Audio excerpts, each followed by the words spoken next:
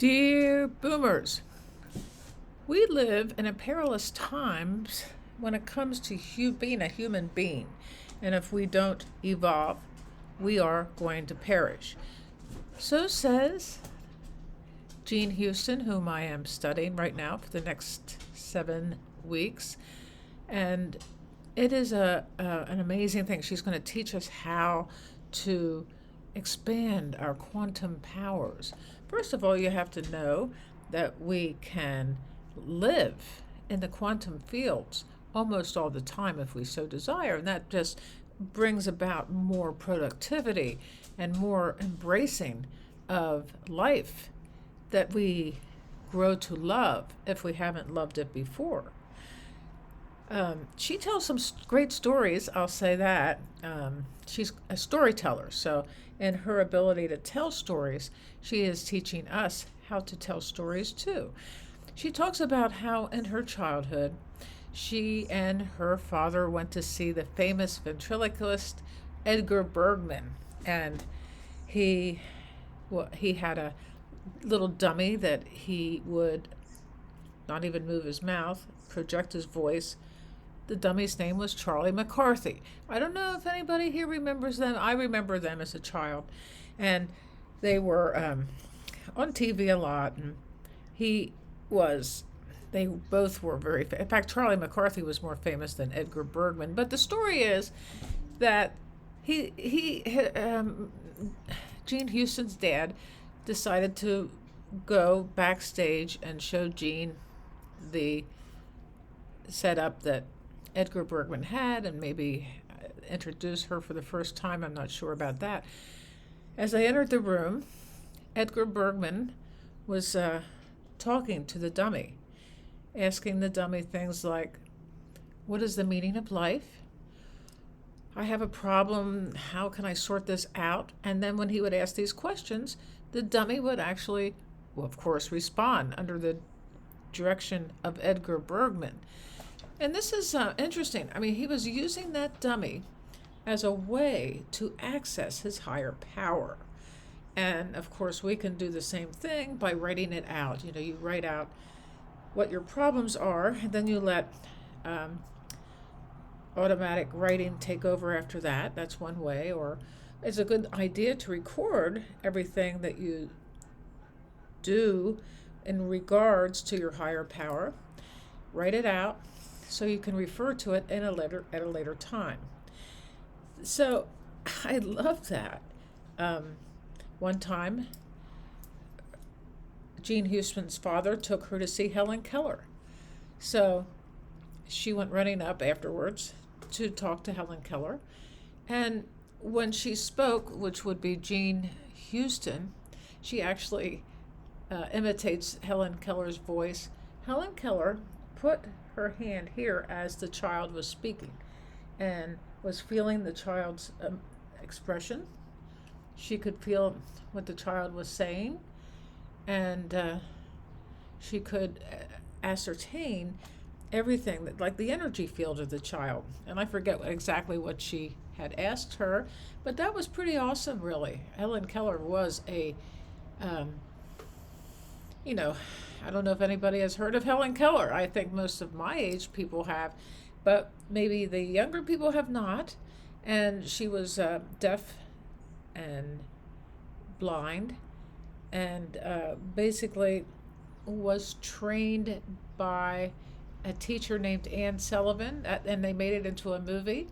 And so it was a great, I believe Helen Keller was played by Patty Duke, and Anne Sullivan was played, anyway, she won the Academy. They both won Academy Awards for this performance. It was very interesting. It was like in that movie, they came upon the breakthrough moment when the teacher taught Helen Keller the word water, and suddenly the child, Helen Keller, got it. She got it. And it was like after that, everything flowed in terms of her ability to understand what life was all about. Besides being, she had been an untrained, she was like an untrained animal. And then she became a prolific writer and a very, very pivotal person in our history as a human. Jean Houston talks about the regenesis of our humanity. And this is where each and every one of us has a responsibility to tune into how we can contribute in a high state of vitality, and how our energy can be boundless and eternal as we work with these quantum powers. So then, interestingly enough, Jean Houston was under the guidance of Margaret Mead, the great anthropologist. So I believe Margaret Mead was friends with the family, and she directed Jean Houston to go to different, I guess she went to one indigenous culture to learn one thing, and to another indigenous culture to learn another. And the way that these cultures were learning things had nothing to do with linear time. They had everything to do with the creativity of the present moment, either through drumming or through making things with beads in another culture, or, it was fascinating, really. And I would like to read more about that. We are all related, we are all connected. And for us to be so, in this country, to be in the Western world, to be so arrogant as to believe we can't learn from, not only can we not learn from other cultures, but we suppress them and we commit genocide on them. So we are really in a sad state of affairs, really. We have a great opportunity to learn from these cultures, and it has a tremendous implication for personal and global transformation.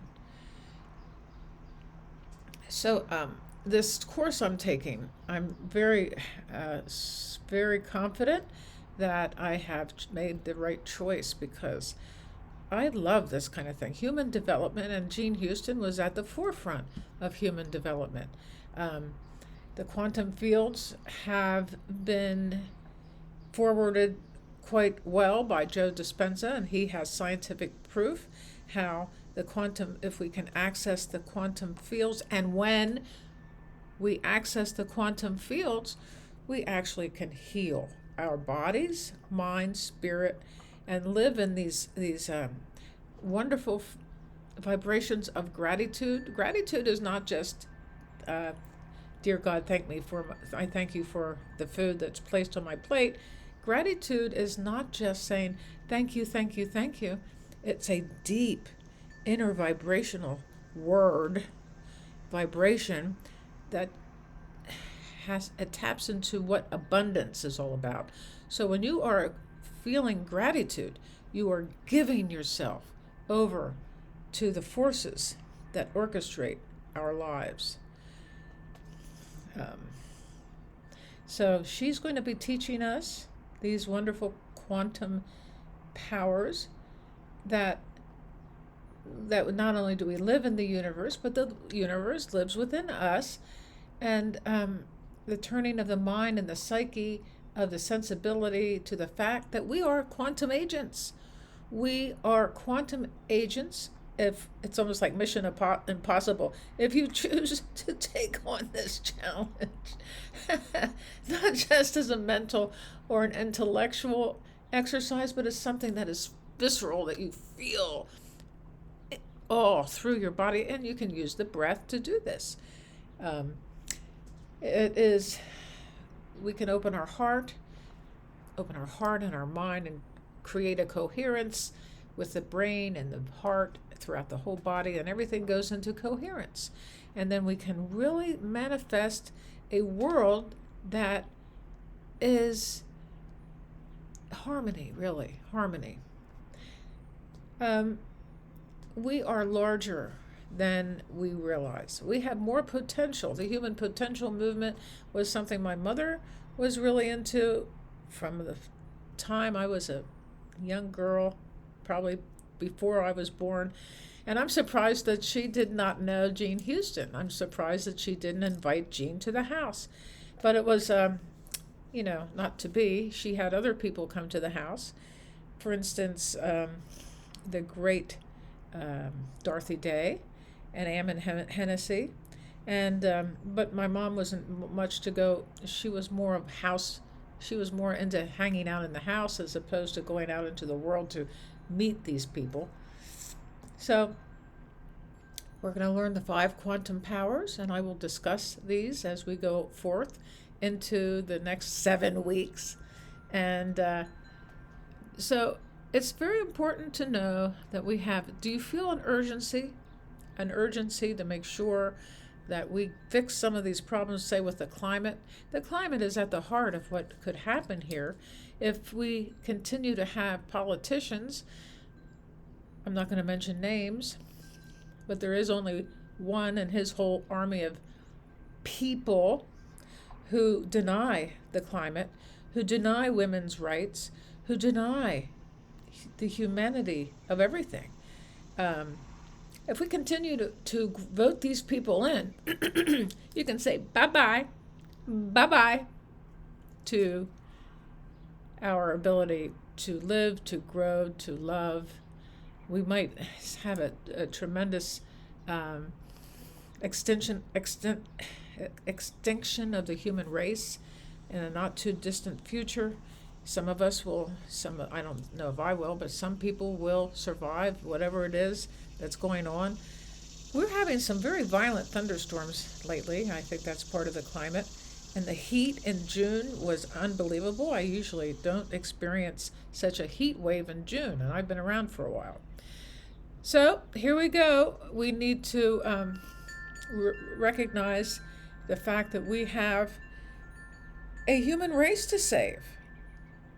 And that's us. We have to save ourselves, and we have to save each other. And it's not a negative thing. This is what this channel is about. And the boomers don't have to feel like they can't contribute. All of us can. There's another video that's going to come up here, and you feel free to look at it. Bye-bye.